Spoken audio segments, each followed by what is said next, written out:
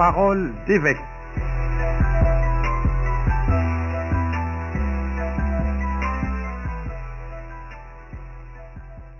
Et oui, c'est un parole d'évêque un peu exceptionnel parce que votre évêque est accompagné de nombreux pèlerins ici à Lourdes. Il est 14 heures et nous avons vécu une très belle matinée et vous vous réveillez, ou plus exactement, c'est le matin là-bas en Guadeloupe et nous sommes dans les studios de Radio Présence avec 6 invités que je vais vous présenter et avec donc ce direct qui sera retransmis aussi à plusieurs reprises et qui vous permettra à vous tous, auditeurs de Radio Massabielle, de vous unir à notre magnifique pèlerinage que nous avons commencé avant-hier ici à Lourdes et qui se déploiera tout au long des jours qui viennent dans d'autres lieux. Nous avons passé, nous terminons la 3e journée ici à Lourdes. C'était mardi soir, la première messe à la crypte. Hier, la messe internationale, dont vous avez déjà eu des échos.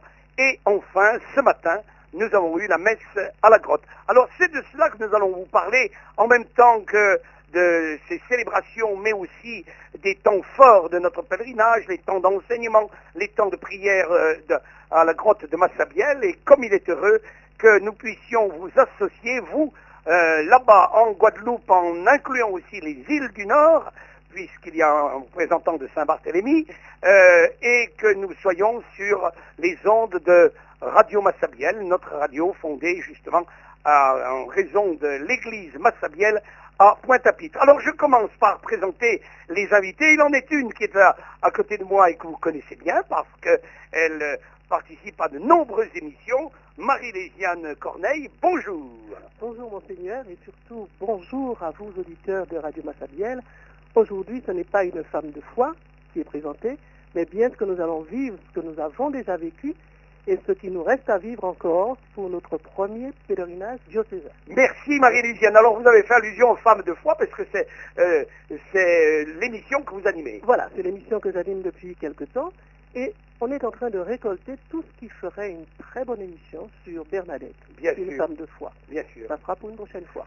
Et à côté de vous, Charles Schubler, séminariste, diacre à Toulouse. Il est venu ce matin, il repart cet après-midi, mais il est venu participer à notre dernière journée de pèlerinage ici à Lourdes. Alors Charles, bonjour à toi et dans la joie que tu aies pu nous rejoindre le diocèse de Guadeloupe.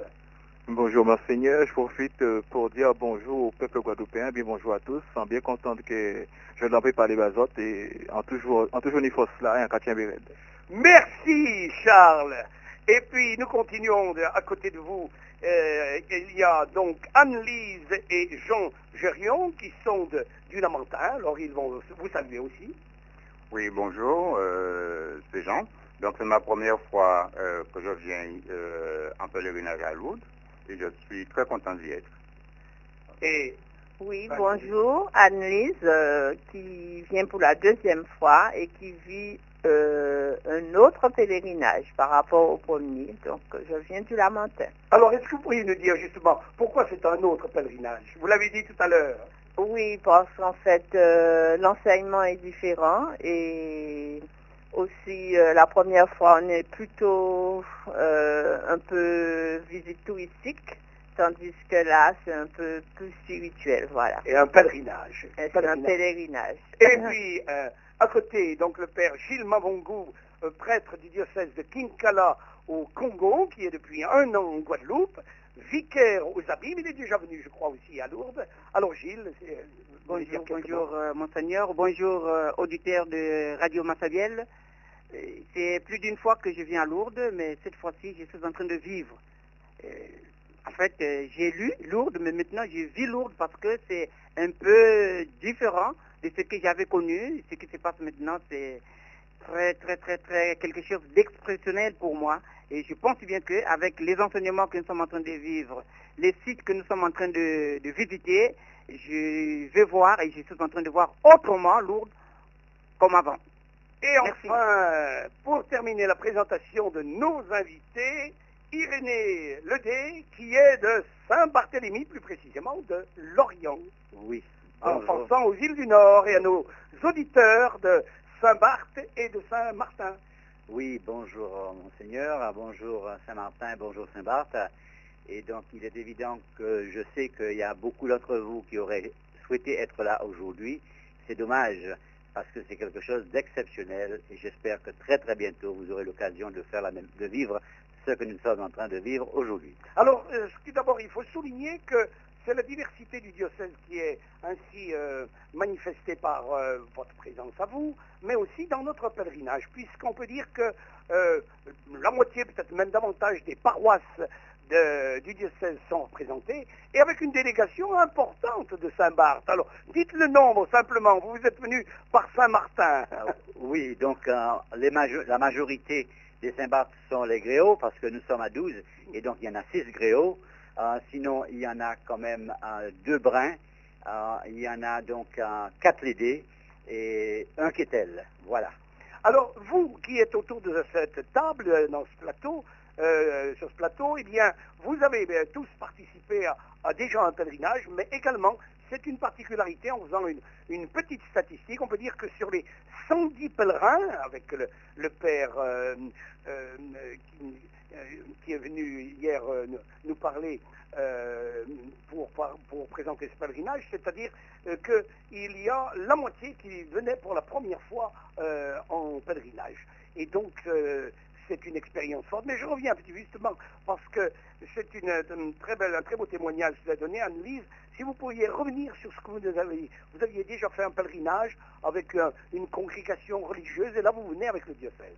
Oui, je viens avec le diocèse. Effectivement, la première fois, j'étais partie de Guadeloupe pour rejoindre une communauté d'Issoudun, et où on était accompagné avec un père. Et là, effectivement, on profite, on bénéficie des enseignements venant des évêques, des prêtres qui sont sur place, des diacres, et où on apprend beaucoup sur, en fait, la vie de Bernadette, qui a pris naissance ici. Et donc, c'est là l'enrichissement, en fait. Et vous, Jean, justement, aussi, qui étiez déjà venu, mais... Non, oui, non, c'est la première fois. Non, je n'étais pas du tout venu. Votre première impression, quand on est arrivé mardi soir? L'immensité de la foule. Voilà, c'est cela, oui. Donc, il y a une foule nombreuse, vivante et fervente, effectivement, remplie de foi, et qui participe avec enthousiasme. Et hier, on a vu cette foule, il y avait environ 7000 pèlerins dans la basilique Saint-Pépilis qui a été entièrement restaurée. On se souvient qu'elle a été fermée pendant plusieurs mois puisque l'eau avait envahi cette basilique. On ne peut même pas imaginer qu'elle a été, que l'eau avait fait de tels dégâts.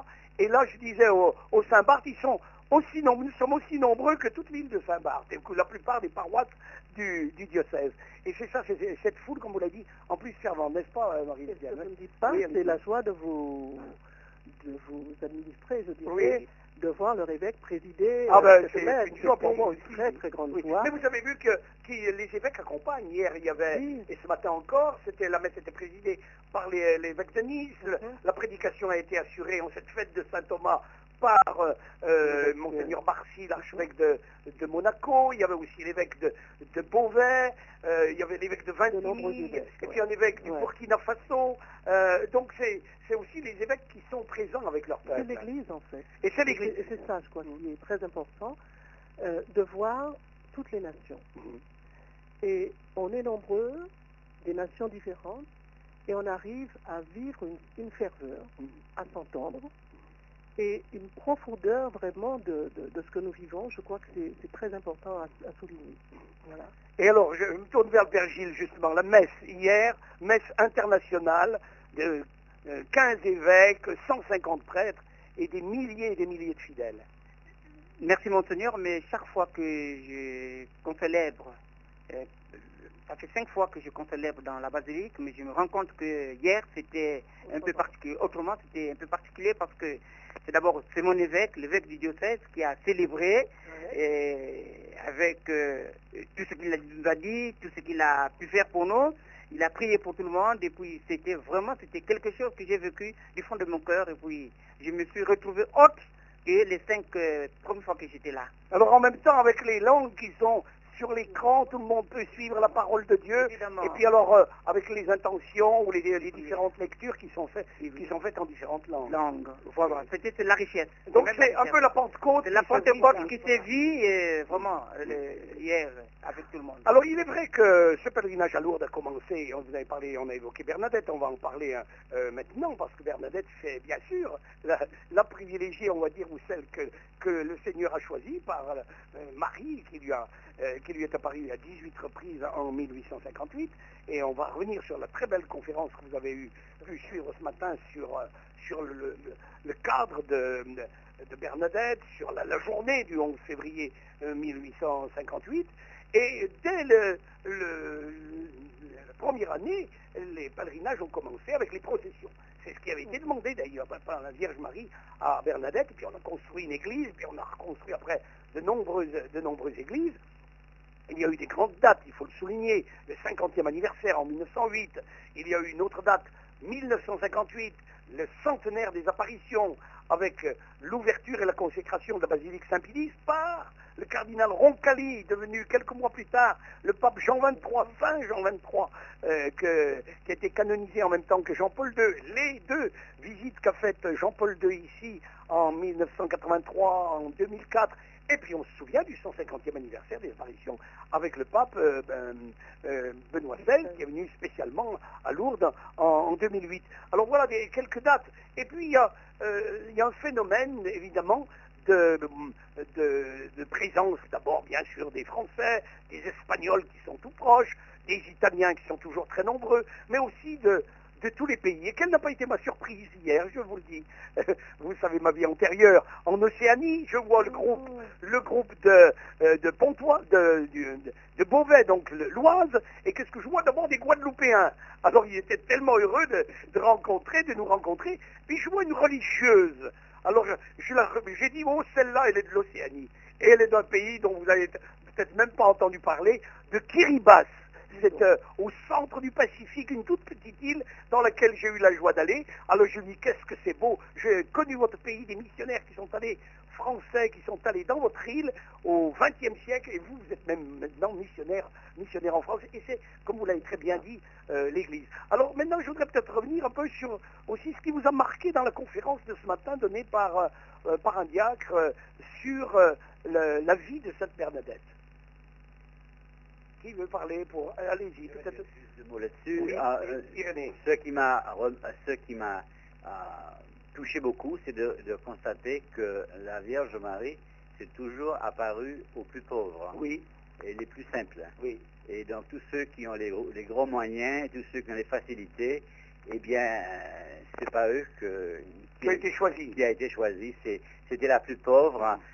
Celle, comme elle disait, qu'elle n'était pas grand-chose, elle ne savait même pas lire ni écrire, et pourtant, aujourd'hui, c'est grâce à elle que nous vivons ça. C'est ça. Et ce qui vous a marqué, Marie-Lisiane, il y a beaucoup de choses dans la conférence. Et par exemple, cette pauvreté de Bernadette a fait dire, parce qu'après j'ai discuté un petit peu avec les pèlerins autour de moi, il y en a une qui me dit, mais ça m'apprend à vraiment me détacher des choses matérielles. C'est cela. Ce pèlerinage, avoir entendu ça, voir toute cette pauvreté, vous imaginez, pendant 4 ans, les parents ne peuvent se nourrir que de bouillie fait de pain et d'eau froide pour 6 personnes, dans un cachot, enfin, ce qu'on appelle le cachot que nous avons eu à visiter hier, et puis ça vous remue les entrailles de voir ça. Et toute cette pauvreté, aujourd'hui, eh bien, vécue, accueillie, puisque il y a un mot que Bernadette disait, la maison du bonheur. Oui. Toute cette souffrance-là, elle a appelé ce cachot la maison du bonheur. Et effectivement, il s'aimait. Et c'est un autre bonheur, c'est une autre dimension, effectivement, que d'avoir de l'argent, d'avoir du matériel, et que finalement, bon, on l'a, malheureusement, et souvent on n'a pas le bonheur. Et alors, il a expliqué aussi comment elle est revenue à Lourdes de Bartrès, petit village où elle restait dans une famille, parce qu'elle avait été en ancienne nourrice. Oui. Et donc, elle est revenue 3 semaines avant. Il a très bien expliqué, parce que le prêtre, qui était à Bartrès, il devenait moine. Alors il n'y avait plus de prêtre. Ouais. Elle voulait faire ça absolument Elle pour voulait sa première faire ça. communion. Et alors, ce qui m'a frappé quand elle a dit j'aime Jésus. Oui. J'aime Jésus, je préfère quitter la sécurité du repas, du coucher à Bartrès et revenir dans ma famille parce que les gens s'aiment et je veux surtout rencontrer Jésus, je veux faire ma première communion. Et elle fait sa Et première elle fait sa communion en première communion 1858. effectivement en 1858.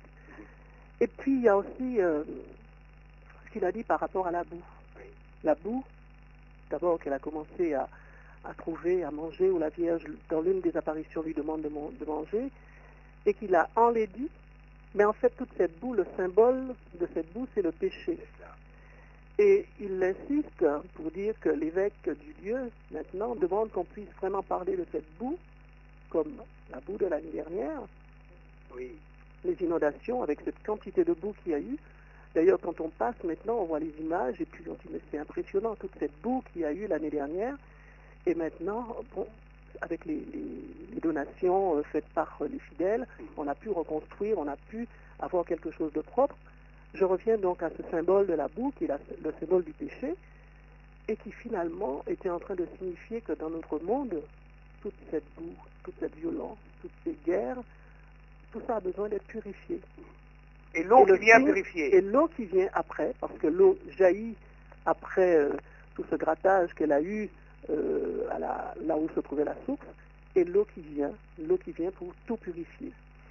Ça, c'est important. Et Ça, l'appel c'est à important. la conversion et l'insistance qui a été mise d'ailleurs sur le pèlerinage qui nous conduit, pas simplement bien sûr on fait, on prie, mais ça nous conduit au sacrement de pénitence et au sacrement de l'Eucharistie. Voilà, alors vous me donnez l'occasion, Père, de dire quelle n'était pas ma joie, justement, en arrivant, de voir qu'il y avait, tout était organisé autour de ce thème de l'année à Lourdes, la joie de la conversion. Et cette joie de la conversion, vraiment, je me dis, c'est comme une réponse à pas mal de choses que la Vierge, un petit clin d'œil que la Vierge fait à beaucoup d'entre nous. Et tout à l'heure, je vous dirai un petit peu comment je vois d'une façon globale ce temps que je passe à Lourdes. Mais cette joie de la conversion, tout est basé autour de cela. Et il y a une phrase qui m'a interpellée par rapport à cette joie de la conversion. Pendant le chapelet d'hier soir, on méditait les mystères glorieux. Et je crois que c'est pendant le deuxième mystère où la personne qui parlait de cette méditation disait il faut qu'on arrive à passer de la dévotion mariale à la vie avec Marie. C'est ça. Ça, C'est un changement de mots, mais un changement aussi voilà, c'était spirituel. très fort, très Oui, fort. oui. Passer de la... Et pour nous, hein, les chers auditeurs qui vivons en Guadeloupe, nous savons justement toute notre dévotion mariale, toute l'ampleur de notre dévotion mariale, quelquefois en faisant des choses que nous pensons être pour Marie ou avec Marie, mais quelquefois qui nous éloignent de Jésus. Or, qu'est-ce Elle nous qu'elle fait? conduit, hein, Elle nous conduit. au Christ. Et j'aime bien ce mot de Marthe Robin, qui m'est cher. Toute la mission, la belle mission de Marie, c'est d'amener à Jésus tous ceux qui viennent à elle. Et c'est aussi le sens de ce pèlerinage ici. Voilà. Vous passe environ 5 millions de pèlerins chaque année. Ouais. Alors Charles, tu es venu maintes fois ici. C'est Toulouse, où tu es au séminaire depuis plusieurs années, et en paroisse minime comme diacre maintenant, ordonné diacre en octobre dernier. Alors combien de fois es-tu venu à peu près? Peut-être que je suis venu plus d'une dizaine de fois à C'est Lourdes. bien. Et alors à chaque fois, c'est nouveau. On va dire pour moi, chaque fois que je fais un pèlerinage, c'est très symbolique. C'est déjà apporter ce que j'ai, mes fardeaux, les apporter à Dieu. Et vu que Marie, c'est notre mère, c'est une occasion de rencontrer ma mère spirituelle, celle qui peut me consoler, celle qui peut me montrer aussi celui que je suis appelé à suivre le Christ. Et pour moi, à chaque instant, c'est un moment mémorable. J'ai même fait ma retraite d'ordination à Lourdes. Ah, ben voilà, donc c'est un cadre propice pour faire une retraite. Hein. Ah oui, quand on voit l'humanité, toutes les personnes malades qui viennent, le corps blessé, le corps maltraité, le corps mourant. Et c'est une occasion pour montrer notre union avec tous les hommes qui souffrent. Montrer aussi que notre humanité est faible. Et cela porte ma prière, c'est concret. Je ne reste pas dans les sphères de Alors, l'humanité. dans notre groupe, il faut le souligner, il y a une petite fille de 10 ans, elle s'appelle Fleur, il y a un garçon qui a quelques années de plus, il y a des jeunes, et il y a une seule handicapée qui est sur un fauteuil roulant, parce que elle a besoin d'être accompagnée. Et nous en parlions hier avec le père Silène au cours de l'émission présentant notre première journée de pèlerinage, en disant que la prochaine fois, comme c'est le premier pèlerinage diocésain, les prochaines fois, on essaiera d'amener des malades. Alors, en développant autour des malades ce qui se passe dans chaque diocèse de France, c'est-à-dire l'hospitalité diocésaine. Parce que les pèlerins peuvent devenir aussi hospitaliers. C'est-à-dire, ils vont donner de leur temps, ils vont vivre cela, et c'est très exigeant d'être hospitalier, puisque autour de chaque malade, il y a environ 2 personnes.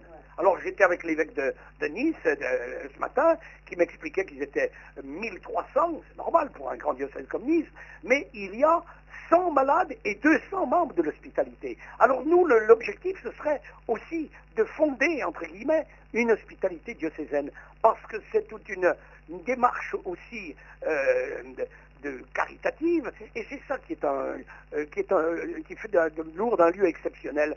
Hein, c'est la foi, c'est la charité, tout le monde est gentil, et même, on va dire, dans les hôtels et restaurants, bien sûr, ils accueillent les pèlerins, mais ils le font dans un esprit de pèlerinage. Et puis c'est l'espérance, bien sûr, même pour les malades qui sont là, il y a eu quelques guérisons. On nous a expliqué ce matin, j'ai été très touché, je ne sais pas si vous avez été marqué comme moi-même, par les guérisons qui ont pris place du temps des apparitions. Oui. Un aveugle qui a retrouvé la vue, un bébé qui a été guéri. Par l'eau, justement, cette eau. Alors on nous dit, mais cette eau, elle est miraculeuse. Non, mais c'est la foi qui fait le miracle. Alors il faut souligner qu'il y a eu 70 miracles reconnus, mais combien de miracles qui ont... parce que la procédure est très longue, mais combien de miracles, et surtout les miracles de conversion et de miracles spirituels.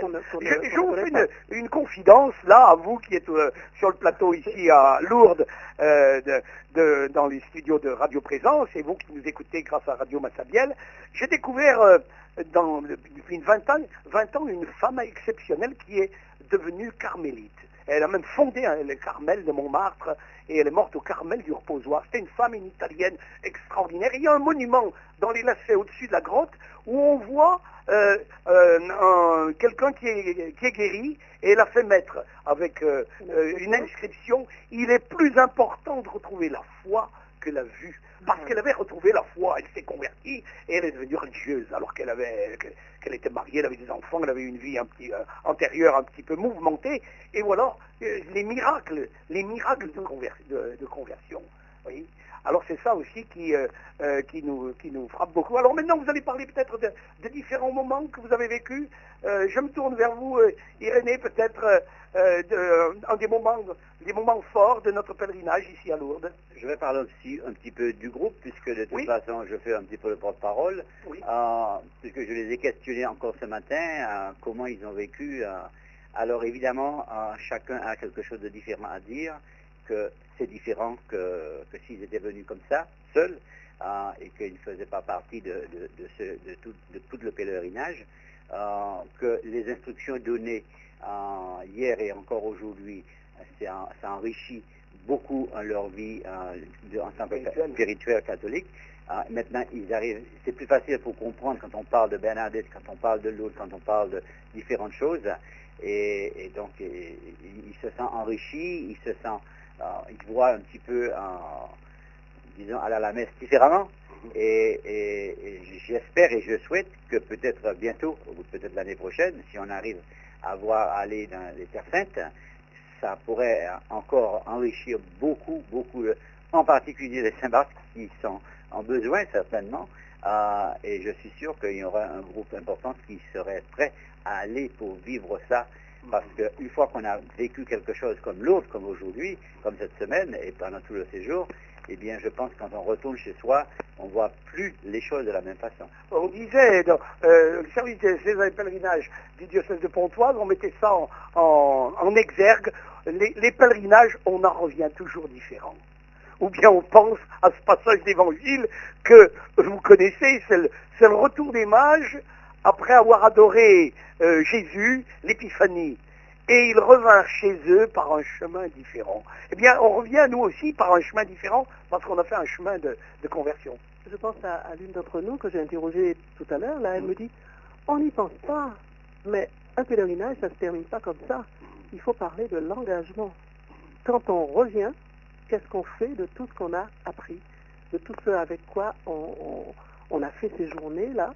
Eh bien, il faut penser effectivement à savoir que pèlerinage, c'est d'abord prendre, d'accord, mais pour donner. Et Jean et Annise, qu'est-ce qui vous a marqué pendant ce pèlerinage? Ah, ils hésitent, hein, c'est normal, entre mari et épouse. Oui, en fait, pour revenir à la conférence de ce matin, il y a la pauvreté, mais il y a aussi la souffrance, parce que comme elle était malade, elle ne pouvait pas sortir, prendre plaisir de sa jeunesse comme tout enfant. Et il y a quelque chose aussi qui m'a marqué, c'est après avoir eu l'Eucharistie, sa première communion, elle s'est dit, maintenant je suis comme les autres. Voilà. Et donc je pense depuis là, elle avait déjà commencé à faire un cheminement où elle avait un esprit de discernement qui lui permettait de prendre l'importance de l'Eucharistie. Ça m'a marqué. Et Jean, vous voulez ajouter? Oui, en parlant justement de Bernadette et par rapport à ce que vient de dire Annise, quelle discrimination elle ressentait par rapport à son état physique. Et quand elle, sa première communion, elle dit qu'elle est comme les autres, comme si elle avait, il n'y a plus de barrière, plus de différence, qu'elle a continué à avoir ses difficultés physiques, que ce n'est plus un handicap pour elle. Donc, cette démarche dans la foi l'a mise sur le même plan que tous les autres. Bon, j'ai aussi retenu le fait que dans la famille de Bernadette, on ne mangeait qu'une fois par jour. Des aliments pour nourrir le corps. Mais qu'on priait 2 fois par jour, le matin et le soir. Alors que dans notre société actuelle, peu de personnes, on n'a pas le temps de prier. On a la télévision, on a plein d'outils de communication, plein d'occupations. Donc, l'importance de la prière pour cette famille me fait penser qu'il y avait 2 nourritures dans cette maison, la prière et le repas de midi. Oui, c'est magnifique. Et Père Gilles, justement, cette prière ici, avec l'Eucharistie, bien sûr, mais aussi la prière silencieuse à la grotte. Oui, mais vous êtes un exceptionnel. Oui. Monseigneur, vous avez trouvé la plus grande grâce que j'ai reçue, c'est de concélébrer à la grotte. En 5 fois de pèlerinage, je n'avais jamais célébré une messe à la grotte, mais aujourd'hui, c'était une grâce pour moi de concélébrer à la grotte, et de vivre quelque chose d'exceptionnel à la grotte que je n'avais jamais vécu en 5 ans. Et aussi les enseignements avec cette pauvreté de Bernadette. Et dans cette pauvreté, elle a mis la joie. Elle s'est investie, malgré les handicaps, malgré sa condition physique, malgré sa maladie, elle a pu trouver la joie dans ce qu'elle voulait. Et elle a assouvi sa soif lorsqu'elle a pris sa première communion.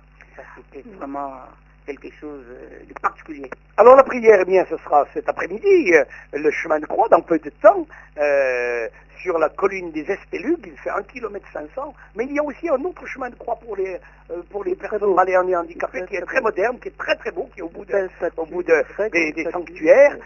Donc les pèlerins de Guadeloupe vont vivre ce chemin de croix. Et puis, chaque jour, à 15h30, donc dans moins d'1 heure, il y a le chapelet à la grotte. Et vous, auditeurs de Radio Massabielle, vous allez continuer en quelque sorte cette émission en écoutant et en participant au chapelet de la grotte de Massabielle. Et puis, chaque jour aussi, la procession donc, du Saint-Sacrement à 17h.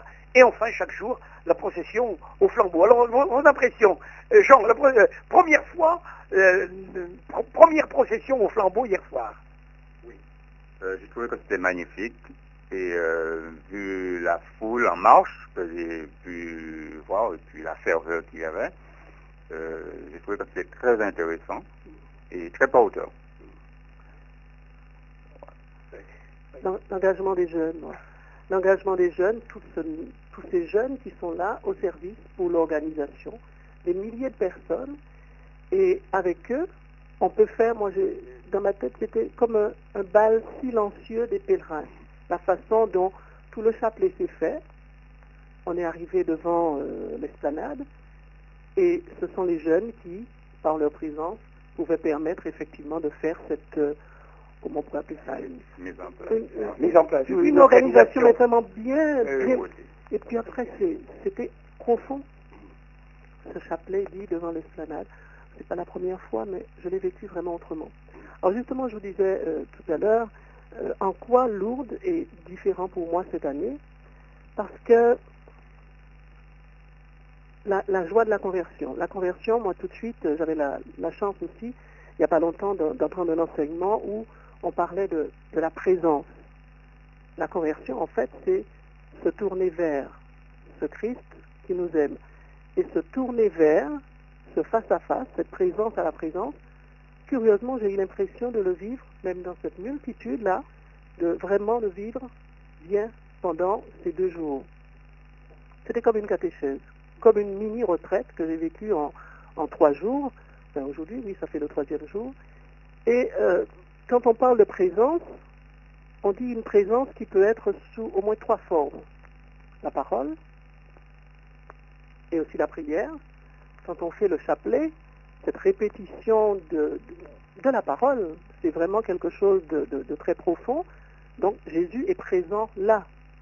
Les sacrements, la confession bien sûr, et puis ce temps important de l'Eucharistie qui se prolonge l'après-midi par les louanges eucharistiques. Je ne l'avais pas encore vécu, cela, c'était très profond. Puis il y a beaucoup de jeunes, beaucoup de gens, et puis il suffit s'il y a quelques personnes qui parlent, et que tout de suite on a un recueillement, un silence, donc l'Eucharistie, les sacrements, et puis la 3e dimension, le 3e aspect de la présence de Jésus, c'est la communion fraternelle. Là où 2 d'entre vous êtes réunis, je suis là au milieu de vous. Et on est des milliers. Il est là. Mais ce n'est pas un rassemblement pour être un rassemblement. C'est un rassemblement avec toute la dimension de la fraternité. Et quand on voit toutes ces personnes bénévoles qui sont au service des malades, au service de l'accueil, au service des bains, on se dit voilà, il est là.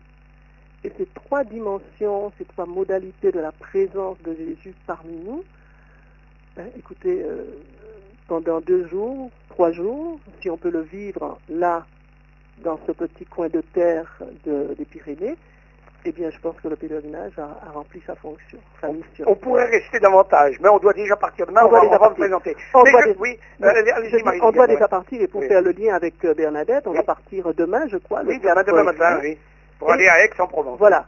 Mais notre destination, c'est Nevers. Absolument. Donc, on va continuer avec Bernadette. Et quand j'ai regardé notre programme, je vois le 4 juillet 1866, elle quitte Lourdes pour ne jamais revenir et pour partir à Nevers. Et nous allons partir demain, le 4. Avec un petit peu de chance, on arrivera à la même date qu'elle est arrivée à Nevers. Parce qu'elle a dû mettre 2 ou 3 jours à l'époque. Même s'il y avait des trains. Alors voilà. Charles, je me tourne vers toi parce qu'en plus il y a un événement qui se prépare ici à Lourdes au mois de novembre. Tu n'y seras peut-être pas parce que tu seras déjà en Guadeloupe.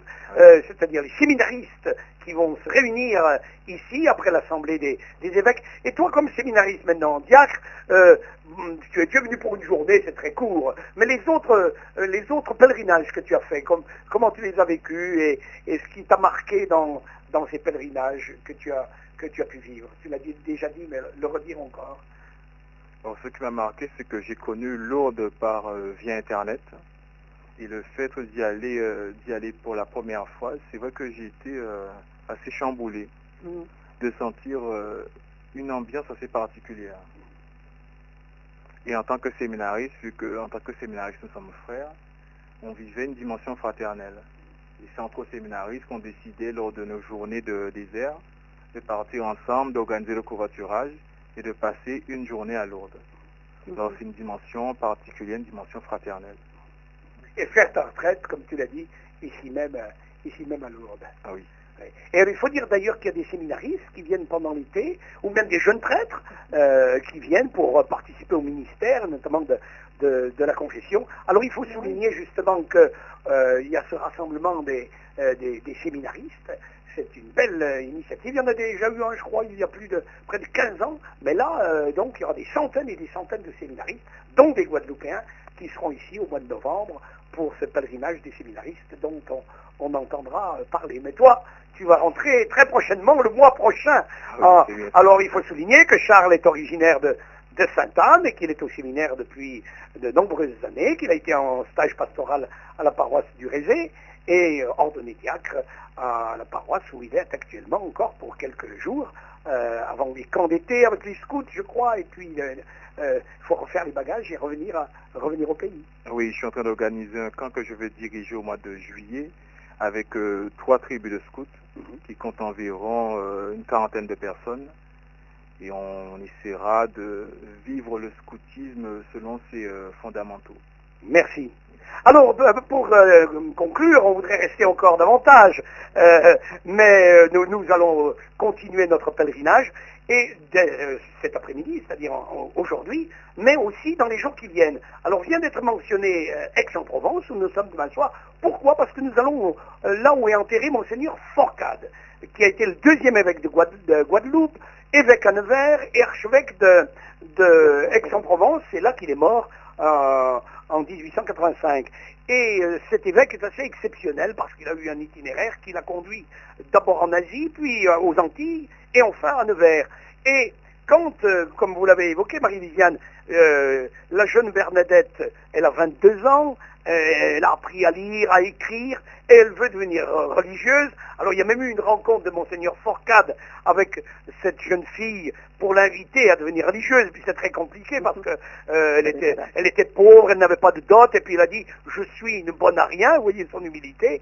Eh bien elle devient religieuse, et Monseigneur Forcade préside sa profession religieuse. Alors voilà pourquoi, chers amis de Radio Massabielle, notre pèlerinage se poursuit. Nous avons passé 3 jours à Lourdes. La prochaine fois, on passera peut-être plus de temps, parce qu'on a envie de rester, et puis d'approfondir, et puis de prier, et puis de se convertir. C'est ça aussi un pèlerinage.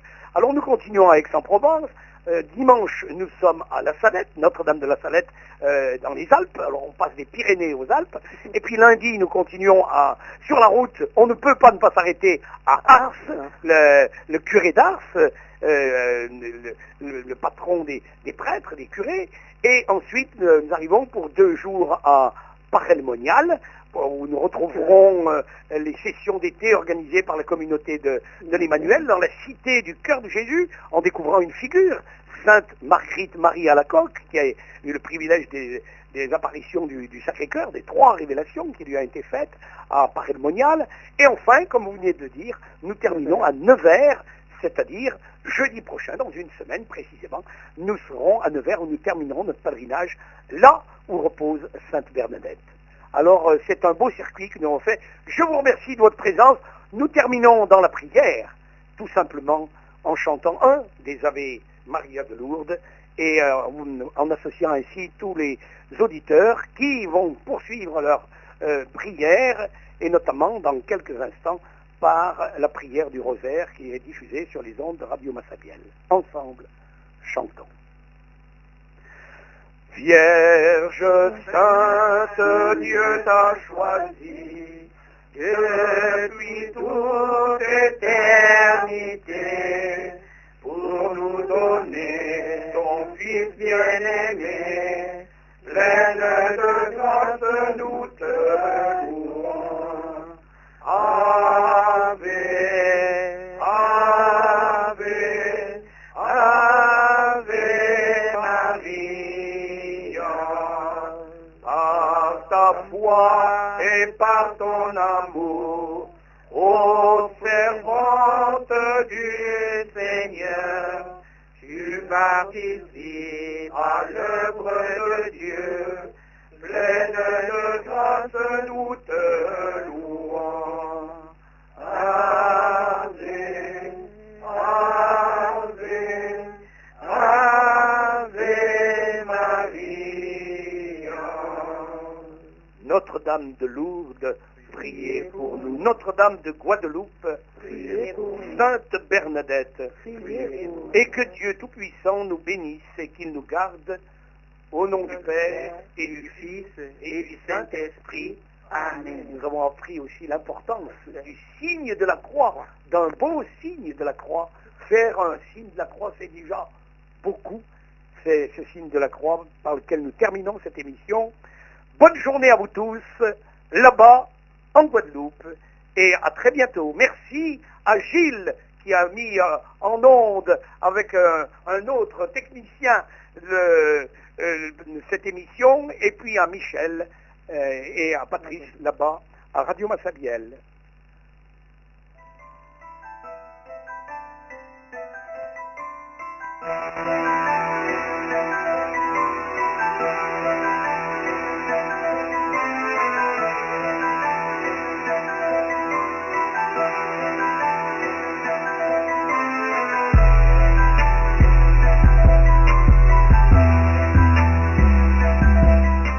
Parole d'évêque.